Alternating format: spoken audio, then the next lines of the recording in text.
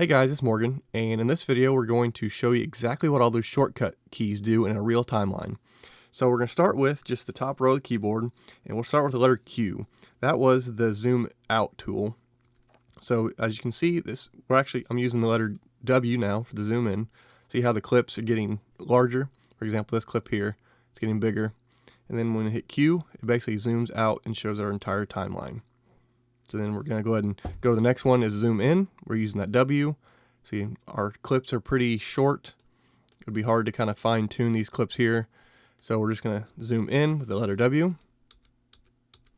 And that basically makes the clip a lot easier so we can really fine tune exactly where we want to put those edits. Next we'll go to the letter E. That is the move to the previous endpoint. So this would be an endpoint here. That's an endpoint. That's an endpoint. So if we hit the letter E, it just goes back to that beginning of the endpoint. That's pretty helpful if I want to be like, now where did that one clip of the girl go? Okay, there it is. And right next to the letter E is our letter R, which is the move to the next endpoint. So again, same concept as E, except it goes forward. So we got E for left, R for right. So that goes the entire clip. This really speeds up things, like I said, instead of trying to drag the mouse across, this is just kind of a quick way to kind of go back and forth. Next one, we'll go to the letter T. So for example, if we are in this mode here and we want to, stop highlighting everything, we can just hit the letter T and it goes back to this mouse pointer. So if you'll see the mouse pointer here, it goes back to that. All right, next one, we talked about the endpoints and the outpoints. So for example, let's say we wanted to render out this entire timeline. I'm going to go to the very beginning of the clip, or the timeline, and I'm going to hit the letter I. Now you see how these gray bars appeared? That is basically showing you everything that's highlighted will be in your final video render.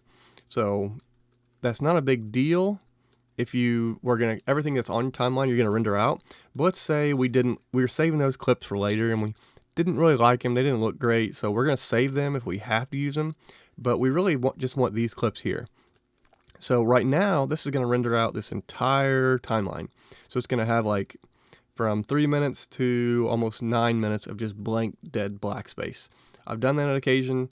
It basically just, like, why is this file 8 gigs worth of footage? It's a 2-minute file. Well, that might be why, because you might have some clip way, way, way down here in no man's land, like at a 20-minute mark or something, and you're just going to have like 15-20 minutes of dead space. So to prevent that, we're going to create an out point. So we've got the endpoint, and now if you just go to the very end clip, you're going to hit the letter O, and that creates your out point. So now only these front few clips are going to be rendered out to our final video. These files will never be seen. They'll just live on that timeline if you do need them later, but they won't be seen. So that's kind of the important use of the in and out point. We'll next move to the S key. That is the one I use the absolute most. That'd be the add edit tool. So let's say we're watching this clip here and we don't want it to start until right here. Well, that's kind of hard to get. So there's also called a razor tool, and it's this tool right here. It looks like a little razor blade. And this is kind of the same concept. You can put a cut wherever you click the tool, but it's a very rough cut. So like if you're wanting to be real precise, that's not probably the best way to do it. So I like to use the letter S, the add edit. So again, see how the razor tool, if we hit the letter T, it goes back to our selection tool. So say I want to start this clip right here. Well, instead of going up to the razor tool, I'm just going to hit the letter S and see how it split our clip right exactly where that marker is. So now that'll be the beginning of the clip, and let's say I want to end it right here. So again, I'll just hit the letter S, and that adds our edits. So that'll be the good part of our clip here. And I'll delete our other clips by either doing like just the delete key, or I can do a ripple delete, which we'll look at later.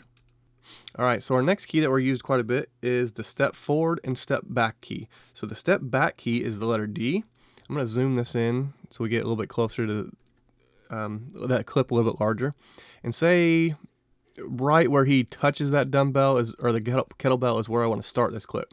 So we're a little bit too far forward. So instead of using the mouse to kind of like forward and back, because it's kind of hard to get exact clip there, I'm just going to use the letter D, and it's going to go 1 frame at a time. Right there. And so let's say that's where I want to start the clip. Then I can hit the letter S, and that's where our clip will start. Now let's do just the opposite. Let's say I want to go forward to a certain point. Well, instead of the D key, we're going to use the F key. So I keep forward, tapping the letter F right when he lets go, right there.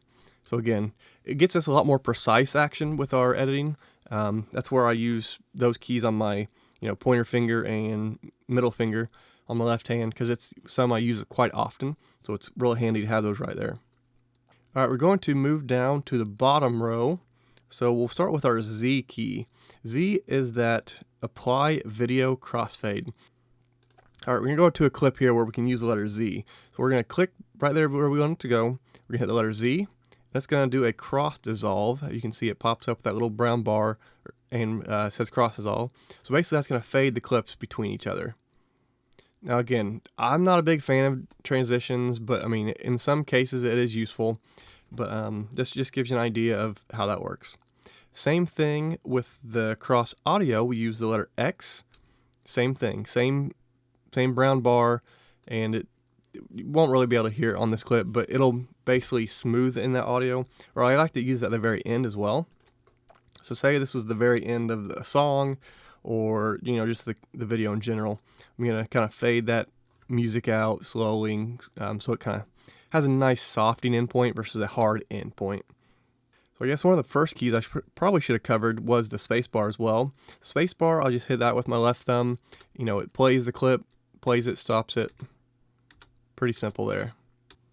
Also, I guess we missed the pen tool. To zoom in and out, I like to hold the Alt key and then zoom in and out with my mouse. It's a little bit quicker than the Q and W keys. So that's what I use a lot of the time. But I'm going to also go over here to the audio timeline. And there's a little space right there where the audio is. I'm going to actually use that Alt and zoom in my mouse as well. That's going to kind of expand or blow up that audio file. So I'm going to use the P key. So see how it went from the mouse pointer to a kind of a ink pen. So that's the pen tool. If I click on the audio, this right here is where the audio levels are kind of consistent at. And so if I click there and click another point, I can drop that audio down. Oops. I can drop that audio down, and basically that's going to also be a much longer fade out to the end of the clip as well. So again, I use it a lot for audio, and sometimes we'll do masking and stuff like that, but anyway, that's kind of unnecessary right now. All right, we'll also cover what our C key, and I'm going to make this a little bit smaller here. We're going to cover our C key, which was basically select all the tracks forward. So we hit the letter C, and see how it kind of goes into two arrows with facing to the right. That's going to highlight everything from where we click. So notice how these two clips to the left were not highlighted, but now we can move all these around. So for example, let's say I wanted this clip here. I wanted to put it in this spot here.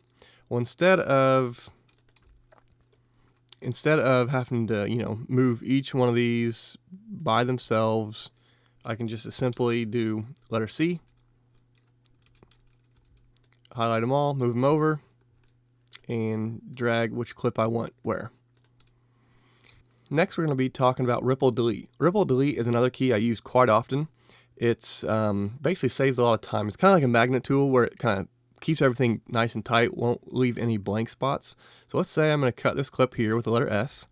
And now I want to get rid of all this clip. Well, I can hit the delete key, but now, again, I either have to use the selection tool and drag them all over, or I've just got to kind of highlight them all and drag them over, which is kind of just a pain.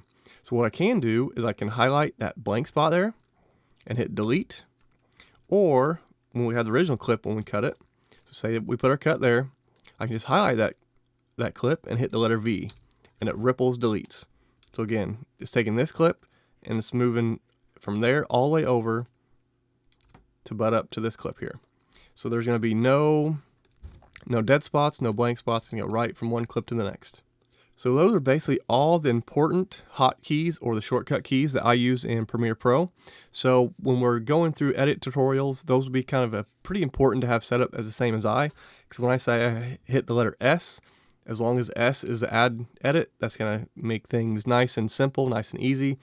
So we're just kind of keep the same keyboard so we can kind of follow each other. So if you have any questions, feel free to reach out and I will answer them the best I can.